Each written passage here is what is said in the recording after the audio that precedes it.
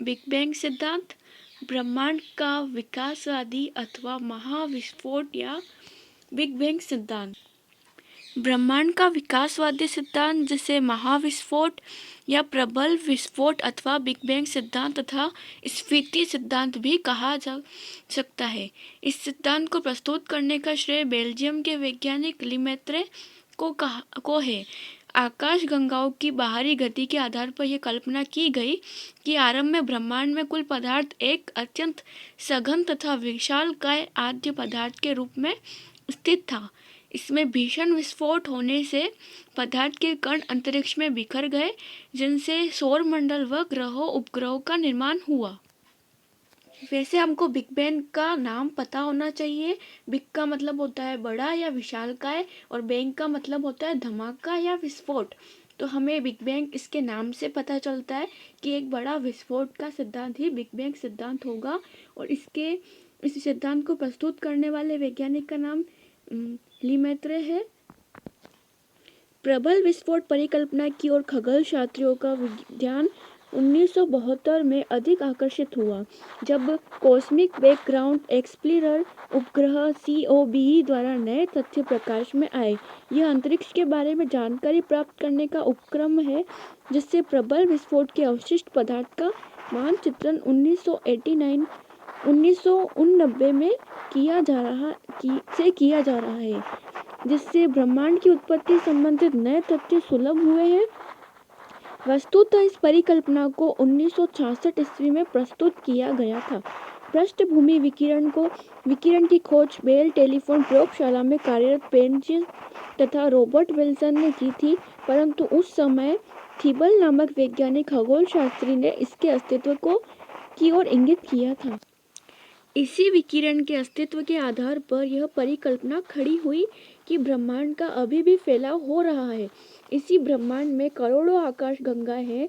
प्रत्येक मंदाकिनी के अंतर्गत करोड़ों तारे हैं तथा प्रत्येक तारे के गिर्द असंख्य ग्रह चक्कर काट रहे हैं।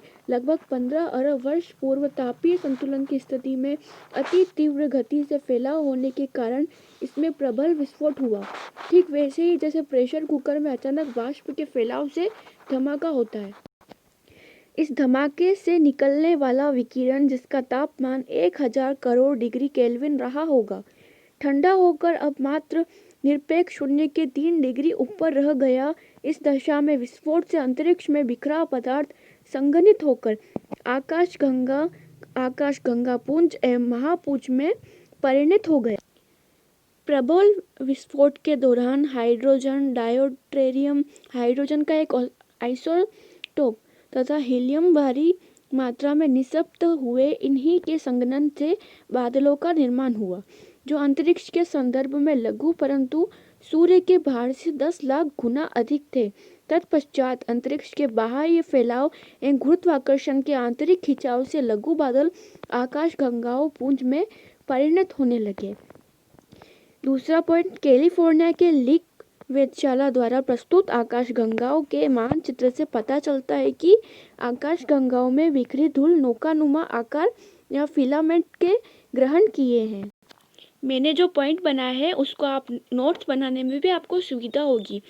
दूसरा पॉइंट हम पढ़ सकते हैं, निष्कर्ष स्वरूप एक बिंदु पर विस्फोट हुआ, उससे विकिरण एवं पदार्थ बाहर की ओर छिटक गए। पदार्थ निरंतर विस्तारित अंतरिक्ष एवं आंतरिक गुरुत्वाकर्षण के प्रभावों में बादलों की भांति संघनित हुए। ऐसे अनेक बादलों या पदार्थ पुंजों के परस्पर महापुंज बनते गए।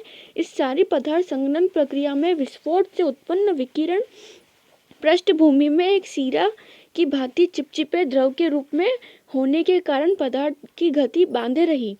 आप समझ सकते हैं, जैसे जैसे अंतरिक्ष का फैलाव होता गया तथा विकिरण ठंडी होती गई, यह विकिरण अवरोध यानी कि पदार्थ के बाहर की ओर बिखरने से रोकने की शक्ति भी कम होती गई, और इस प्रकार न्यूनतम पदार्थ भार युक्त बादल अर्थात तारे परस्पर आकर्षण से अंतरिक्ष में झूल रहे हैं। हम जानते हैं कि हमारे अंतरिक्ष में कितने सारे ग्रह हैं, पृथ्वियाँ हैं, गैलेक्सियाँ हैं। हमारी आकाशगंगा अर्थात मिल्की वे विक्रो पुंज के आकर्षण से बंधी है। इसी प्रकार इसमें एक तारा यानी सूर्य अन्य तारों के आकर्षण से बंधा है, जैसे पृथ्वी,